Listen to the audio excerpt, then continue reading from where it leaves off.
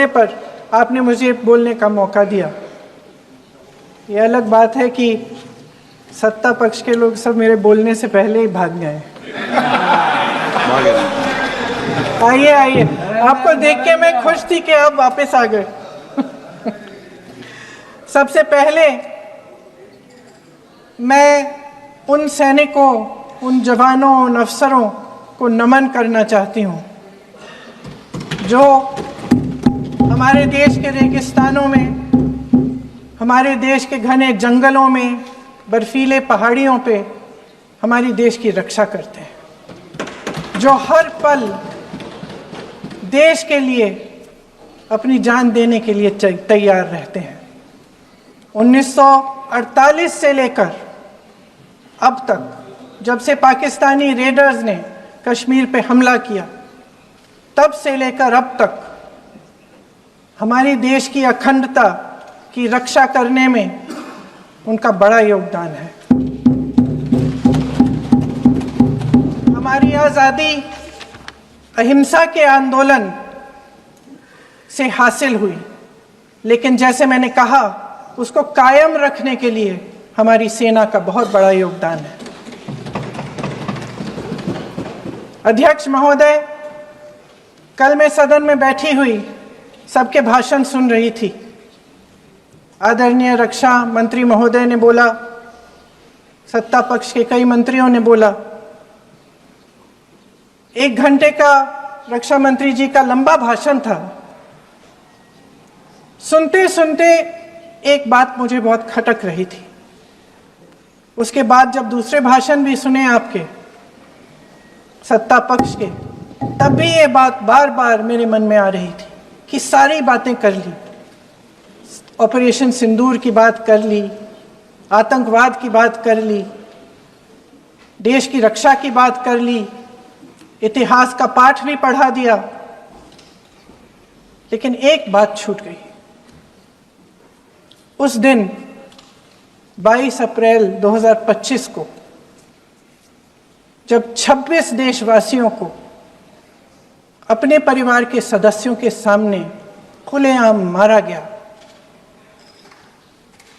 तो ये हमला कैसे हुआ, क्यों हुआ?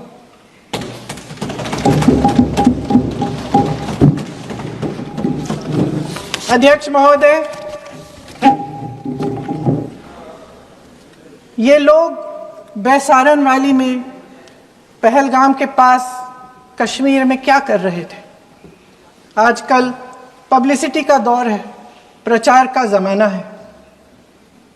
कुछ समय से हमारी सरकार ये प्रचार कर रही थी कि कश्मीर में आतंकवाद ख़त्म हो गया है, कि कश्मीर में शांति है, अमन चैन है। प्रधानमंत्री जी ने खूब भाषण दिए, देशवासियों को कहा कि चलिए कश्मीर चलिए, सैर करिए। कई बार मैंने ये भी देखा मीडिया पर, टीवी पर, कि कश्मीर जाइए, ज़मीन खरीदिए, अब वहाँ अमन चैन है, शांति का वातावरण है।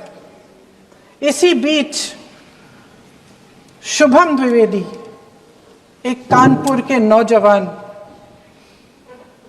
और उनके पूरे परिवार ने तय किया कि वो कश्मीर जाएंगे। शुभम द्विवेदी की 6 महीने पहले शादी हुई थी। उसकी पत्नी ने कहा कि उनके बीच एक ऐसा रिश्ता था, प्रेम और दोस्ती का ऐसा रिश्ता था कि वो एक दूसरे को बच्चों की तरह हंसाते थे। सोशल मीडिया पर एक वीडियो भी जारी है जिसमें पूरा परिवार एक साथ बैठा हुआ ताश खेल रहा है और ऐसे हंस रहे हैं, ऐसे हंस रहे हैं कि उस वीडियो को देख के किसी का भी दिल टूट जाए कि इस परिवार को इस तरह से उजड़ने क्यों दिया हमने। 22 अप्रैल 2025 को बैसारन वैली में मौसम का मिजाज अच्छा था। जैसे हर रोज़ लगातार 1000 से 1500 लोग वहाँ पहुँचते थे, उसी तरह से उस दिन भी तमाम पर्यटक वहाँ पहुँचे। वहाँ का रास्ता आसान नहीं है अध्यक्ष महोदय जी, जंगल से जाना पड़ता है, पहाड़ों के बीच जाना पड़ता है, घोड़े से जाना पड़ता है। ये परिवार वहाँ पहुँचे, मौसम सुहाना था, उनके बच्चे ट्रैम्पोलिन पे खेल रहे थे, कोई जिपलाइन कर रहा था, कोई चाय पी रहा था, तो कोई कश्मीर की सुंदर वादियों की ठंडी हवा का मज़ा ले रहा था। शुभम अपनी पत्नी के साथ एक स्टॉल पे खड़े थे। तभी अचानक 4 आतंकवादी जंगल में से निकलते हैं और शुभम को वहीं अपनी पत्नी के सामने मार डालते हैं। उसके बाद वे वहां से पूरे वैली में 1 घंटे के लिए लोगों को चुन चुन कर मारते हैं। किसी के पति को अपनी पत्नी के आंखों के सामने, किसी के पिता को अपने बेटे के सामने, चुन चुन कर 26 लोगों को मार डालते हैं। शुभम की पत्नी घबराकर वहां से भागने की कोशिश करती है, अपनी जान बचाने के लिए जंगल की तरफ दौड़ती है। वहां पता चलता है कि तमाम लोग जंगल की तरफ दौड़े हैं और अपनी जान बचाने की कोशिश कर रहे हैं। कोई अपने बेटे का हाथ पकड़ के पहाड़ों पर घसीटता हुआ जा रहा है, कोई कश्मीरी घोड़े वालों और गाइडों की मदद लेते हुए चले जा रहा है। कोई रास्ता नहीं है, कोई तरीका नहीं है, लेकिन किसी न किसी तरह से शुभम की पत्नी के शब्दों में किसी ऐसी शक्ति ने हमको बचा कर रखा कि हमें किसी न किसी तरह से हम अकेले नीचे पहुंचे। और मैं उनके लफ्ज पढ़ना चाहती हूं, क्योंकि उन्होंने कहा कि इस पूरे समय जब 1 घंटे के लिए चुन चुन कर भारतीय नागरिकों को मारा जा रहा था, इस पूरे समय उसे एक सुरक्षाकर्मी नहीं दिखा, एक सैनिक नहीं दिखा।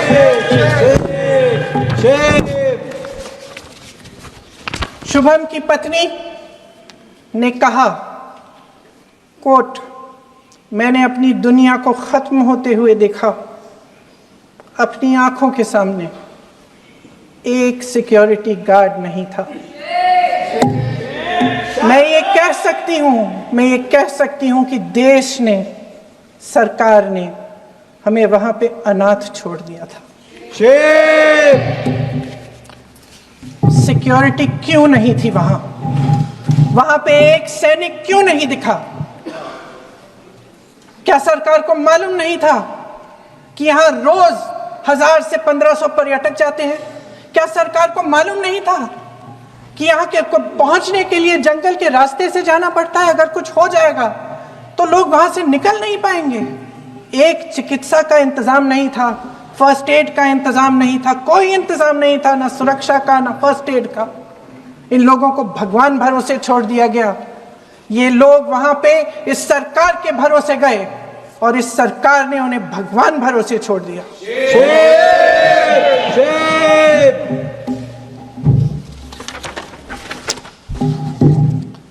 मैं पूछना चाहती हूं, ये किसकी जिम्मेदारी थी? इस देश के नागरिकों की सुरक्षा की जिम्मेदारी किसकी है? क्या इस देश के प्रधानमंत्री की नहीं है? क्या इस देश के गृह मंत्री की नहीं है? क्या इस देश के रक्षा मंत्री की नहीं है? क्या एनएसए की नहीं है? अध्यक्ष महोदय, पहलगाम हमले से सिर्फ 2 हफ्ते पहले हमारे गृह मंत्री महोदय जी कश्मीर गए थे। किस लिए गए थे? जो सुरक्षा की व्यवस्था है इसको देखने के लिए गए थे, इसको रिव्यू करने के लिए गए थे। और उन्होंने वहां कहा कि आतंकवाद पर विजय प्राप्त हुई है। ये 2 हफ्ते पहले है। 3 महीने बाद JNK के गवर्नर साहब एक आम इंटरव्यू में ऐसे ही चलते चलते कह देते हैं कि हाँ, बैसारन वैली में बहुत लापरवाही हुई और इसके लिए मैं जिम्मेदारी लेता हूँ। ऐसे ही चलते चलते, और वो बात होती है, ख़त्म भी वहाँ होती है और वहीं ख़त्म हो जाती है। उनसे जिम्मेदारी ली भी नहीं जाती, कोई सवाल नहीं उठाता, कोई जवाब नहीं देता। अध्यक्ष महोदय, उस हमले की जिम्मेदारी एक आतंकवादी गुट जिसका नाम TRF है, थोड़े दिनों बाद लेती है। कौन है ये टीआरएफ? 2019 में ये गुट बना, 2020 में इसने कश्मीर में आतंकवाद का काम शुरू कर दिया और 2020 अप्रैल 2020 से लेकर 22 अप्रैल 2025 तक इन्होंने 25 आतंकवादी हमले किए। गृह मंत्री महोदय ने जब यूपीए सरकार के समय के आतंकवादी हमले गिने तो लगभग 25 गिनवाए थे अभी अपने भाषण में। इस गुट ने कश्मीर में 25 हमले 2020 और 2025 के अंदर एक पूरी लिस्ट है इन हमलों की। मेरे पास इतना समय नहीं है इसलिए मैं एक एक को नहीं पढ़ना चाहती, लेकिन मैं इतना कहूंगी कि इनमें रियासी का हमला भी था 2024 का, जिसमें 9 लोग मारे गए और 41 लोग घायल हुए। कुल मिलाकर 2020 से लेकर 22 अप्रैल 2025 तक टीआरएफ ने 41 सेना और सुरक्षा कर्मियों की हत्या की, 27 सिविलियन की हत्या की और 54 लोगों को घायल किया था। भारत सरकार ने टीआरएफ को आतंकवादी संगठन का दर्जा कब दिया? 2020 में दिया, 2021 में दिया, 2022 में दिया, 2023 में दिया। 3 साल बाद, 3 सालों के लिए ये आतंकवादी गतिविधियां कर रहे हैं और आप इनको आतंकवादी संगठन तब कहते हैं 2023 में? इसकी क्या वजह थी? ये सब सरकार के संज्ञान में था और आप मुझे बताना चाहते हैं, सत्ता पक्ष के नेता बताना चाहते हैं कि ये सब आपके संज्ञान में था, लेकिन कोई भी एक ऐसी एजेंसी नहीं है हमारी सरकार की जिसको पता चला कि ऐसा हमला, ऐसा भयानक हमला होने जा रहा है हमारे देश में, कि पाकिस्तान में बैठे हुए इस हमले की योजना बन रही है कि हम भारत जाके हैवानियत करेंगे, 26 लोगों को मार डालेंगे और हमें पता ही नहीं है।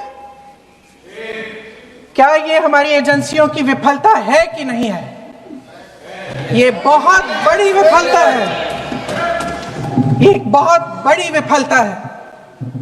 जानते थे कि ये गुट है, जानते थे कि 5 सालों से ये आतंकवादी हमले कर रहा है, अध्यापकों को मारा, आर्मी के बड़े बड़े अफसरों को मारा, आम जनता को मार डाला, पुलिस वालों को मार डाला, और आप इन पे निगरानी नहीं रख रहे थे। और ये जो एजेंसियां हैं इनकी जिम्मेदारी कौन लेगा? क्या आईबी चीफ ने अपना इस्तीफा दिया? क्या किसी ने इस्तीफा दिया? गृह मंत्री जी के कार्य क्षेत्र में आता है इंटेलिजेंस ब्यूरो। क्या गृह मंत्री जी ने इस्तीफा दिया? इस्तीफा छोड़िए, जिम्मेदारी ली।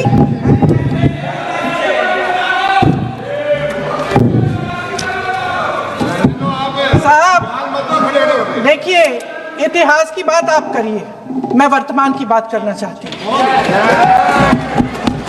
आपको तो एक बहाना चाहिए, आपको तो एक बहाना चाहिए। पूरे परिवार का नाम गिनवा देते हैं। अरे अपनी जिम्मेदारी खुद लीजिए।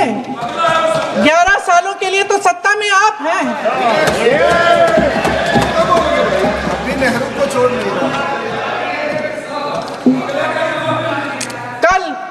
कल माननीय गौरव गोगोई जी ने अपने भाषण में पूछा गृह मंत्री जी से, क्या आपकी जिम्मेदारी नहीं थी? मैं देख रही थी। राजनाथ जी, रक्षा मंत्री जी यूं यूं अपना सर हिला रहे थे, कुछ बोले नहीं। अंदर से ये महसूस हुआ होगा कि यहाँ कुछ जिम्मेदारी थी, लेकिन माननीय गृह मंत्री महोदय जी हंस रहे थे, वे हंस रहे थे।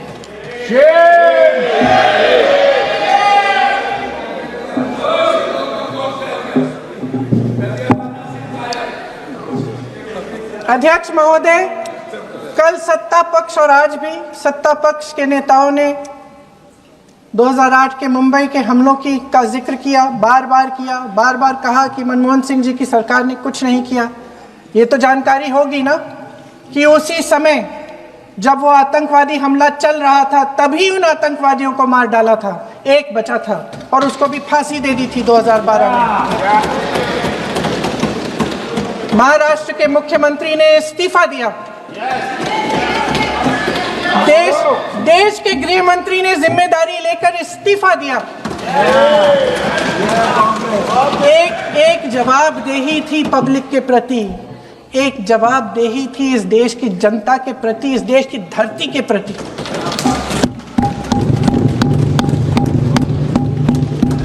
राजनाथ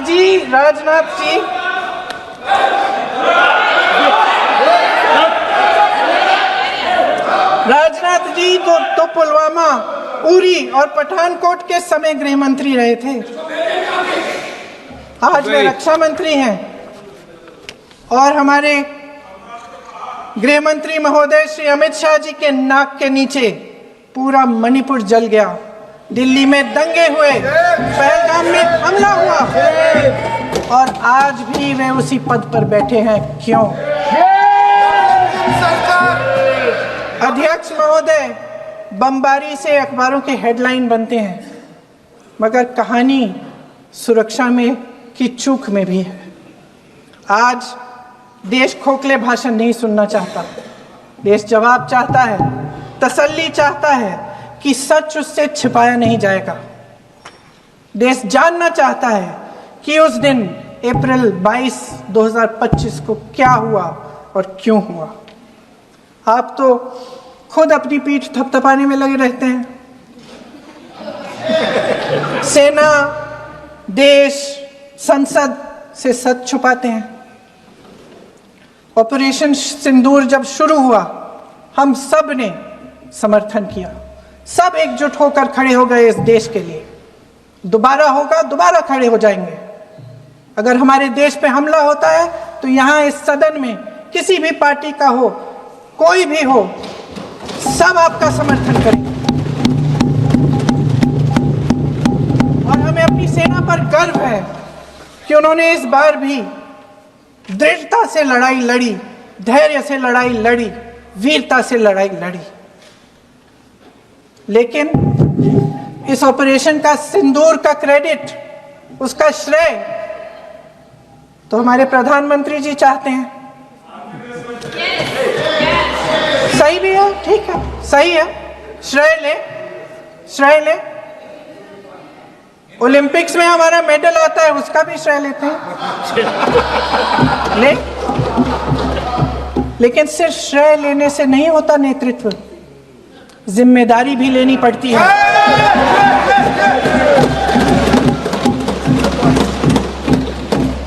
देश के इतिहास में ये पहली बार हुआ,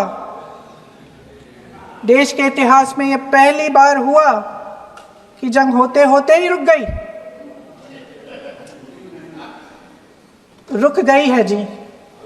और इस रुकावट का ऐलान हमारी सरकार, हमारी सेना नहीं करती, अमेरिका के प्रेसिडेंट करते हैं, अमेरिका के राष्ट्रपति करते हैं। ये हमारे प्रधानमंत्री महोदय की गैर जिम्मेदारी का सबसे बड़ा प्रतीक है। आज गृह मंत्री जी ने इस बात पर उल्लेख किया। उन्होंने कहा, उनके शब्दों में उन्होंने कहा कि पाकिस्तान के पास शरण में आने के बजाय कोई चारा ही नहीं था। आपने शरण दिया क्यों? वो आते हैं आपके देश के अंदर, लोगों को मार डालते हैं और आप उनको शरण दे रहे हैं। क्यों दिया शरण? इसका जवाब क्यों नहीं दिया एक भी भाषण में? जैसे ये बात उठी, शरण की बात की हमारे गृह मंत्री जी ने, इतिहास में चले गए। नेहरू ने क्या किया, इंदिरा गांधी ने क्या किया, यहां तक कि मेरी मां के आंसुओं तक चले गए। लेकिन इस सवाल का जवाब नहीं दिया कि ये सीज फायर हुआ क्यों, ये जंग रुका क्यों, और तब क्यों रुका जब दुश्मन के पास कोई चारा नहीं था हमारे श्रेय में आने के बजाय। क्यों रुका ये जंग? इसका जवाब नहीं दिया। धन्यवाद। आप देंगे?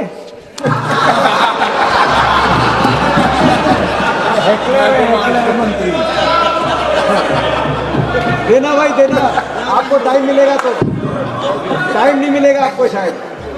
वैसे महोदय, मेरी माँ की आंसू की बात किए,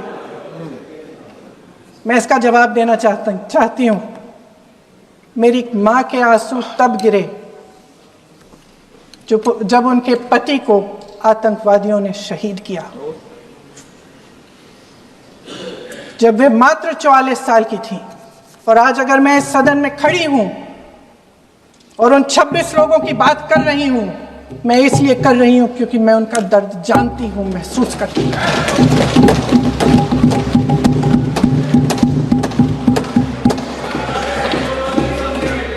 अध्यक्ष महोदय, मैंने कहा कि देश का नेतृत्व सिर्फ उपलब्धियों का श्रेय लेने से मजबूत नहीं होता। सफलता और विफलता दोनों की जिम्मेदारी लेने से बुलंद होता है। ये सोने का ताज नहीं है, कांटों का ताज है। अध्यक्ष महोदय, जब सरकार झूठी और कायर हो तो वे बहादुर से बहादुर सेना के साहस और पराक्रम को भी कमजोर कर देती है। देश को प्रतिशोध के साथ साथ सबके प्राणों की रक्षा का प्रण चाहिए। सेना की शक्ति के साथ सरकार की सच्चाई भी चाहिए। महान देशभक्त शहीद इंदिरा गांधी जी, जिन्होंने सफल कूटनीति के बल पर अमेरिका के राष्ट्रपति निक्सन का मुकाबला करके पाकिस्तान का विभाजन करवाया, बांग्लादेश बनाया, 1 लाख पाकिस्तानी सैनिकों को आत्मसमर्पण करने पर मजबूर किया, उन्होंने कभी इसका श्रेय लेने की कोशिश नहीं की। ऑपरेशन सिंदूर का मकसद अगर पाकिस्तान को सबक सिखाना था तो शायद ये मकसद अभी अधूरा है, क्योंकि हमारी कूटनीति विफल रही है। इसका प्रमाण यही है कि ऑपरेशन सिंदूर के बाद एक पाकिस्तानी जनरल, जिसके हाथ खून से रंगे थे, अमेरिका के राष्ट्रपति के साथ बैठकर लंच खा रहे थे। अगर ऑपरेशन सिंदूर का मकसद आतंकवाद को खत्म करने का था तो पाकिस्तान को संयुक्त राष्ट्र के आतंकवाद विरोधी समिति का अध्यक्ष चुने जाने से इस मकसद को धक्का लगा है। इसकी जिम्मेदारी कौन लेगा? क्या हमारे प्रधानमंत्री लेंगे? क्या उनमें ये हिम्मत है? नहीं है। अगर इस ऑपरेशन के दौरान हमारे जहाजों का नुकसान नहीं हुआ तो सदन में इसे साफ साफ कहने से क्या डर है? क्यों नहीं कहा है? कल भी रक्षा मंत्री जी ने कहा कि हमारे इंफ्रास्ट्रक्चर का नुकसान नहीं हुआ, तो जहाजों के बारे में भी बता दें, साफ साफ बता दें, क्या हर्ज है? सच्चाई तो है। सवालों से बचने के लिए ये सरकार हमेशा प्रयास करती है। इसकी राजनीतिक कायरता बेमिसाल है। देशवासियों के प्रति जवाबदेही का एहसास ही नहीं है। सच्चाई ये है कि इनके दिल में जनता के लिए कोई जगह नहीं है। सब राजनीति है, सब पीआर है, सब प्रचार है, सब पब्लिसिटी है। देश की जनता के लिए आपके हृदय में कुछ नहीं रहा। बहुत समय हो गया है आप इस प्रचार में ही लिप्त हैं, जनता को देख नहीं पा रहे हैं। जी माननीय, जो पहलगाम में हुआ, खत्म करती हूँ, जो पहलगाम में हुआ उससे हर एक देशवासी के दिल पे चोट पहुंची है। हिमांशी नारवाल की गुहार ने हम सबको शर्मिंदा किया है। इसीलिए मैं आज यहाँ खड़े हुए एक आखिरी बात करना चाहती हूँ।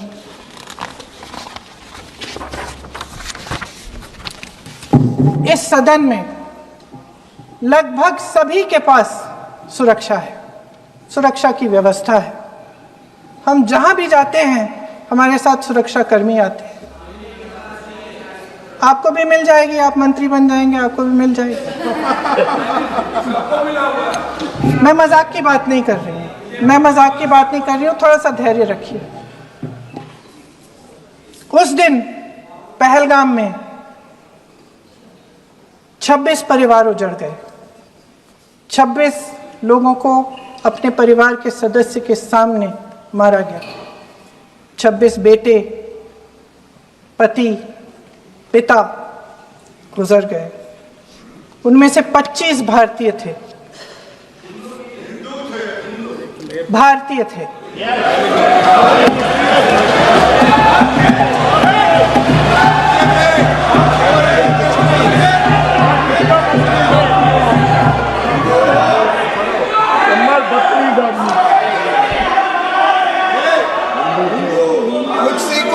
जितने भी लोग बैसारन वैली में थे और जो 25 भारतीय मारे गए, उनके लिए कोई सुरक्षा नहीं थी, कोई सुरक्षा नहीं थी। आप कितनी भी ऑपरेशन कर डालें, आप इस सच्चाई के पीछे छुप नहीं सकते, इसे नकार नहीं सकते। आपने उनको सुरक्षित नहीं किया। कोई शर्म नहीं है, कोई शर्म नहीं है, कोई शर्म नहीं है, और ना कभी होगी। सुन लीजिए, सुबह भी मैं शिव मंत्र बोल के आई हूं। इनको क्या पता शिव मंत्र क्या है? शिव मंत्र इनका खत्म कर लूं अपना भाषण। शिव मंत्र।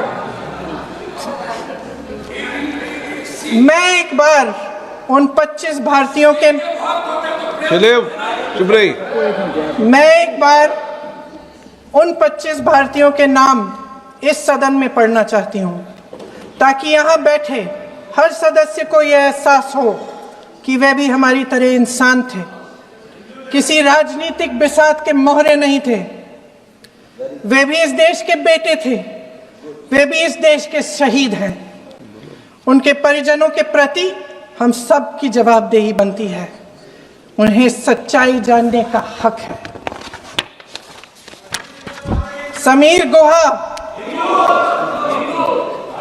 भारतीय, बिट्टन अधिकारी, मनीष रंजन, हेमंत सुहास जोशी, विनय नारवाल, सुशील नथनियल, अतुल श्रीकांत मोने, सैयद आदिल हुसैन शाह, माननीय मंत्री रामचंद्रन, संजय लक्ष्मण लेले, माननीय प्लीज दिनेश अग्रवाल, दिलीप दिल से, प्रशांत कुमार सतपति, JS चंद्रमौली। अब आप बोलिए, अब आराम से बोलिए। JS चंद्रमौली, यतीश परमार, S मधुसूदन राव, माननीय सदस्य, नारेबाजी का सदन नहीं है। शैलेश कलाटिया, ये तरीका ठीक नहीं है आपका। मंजुनाथ राव, कौस्तभ गणबोटे, शुभम द्विवेदी। जय हिंद।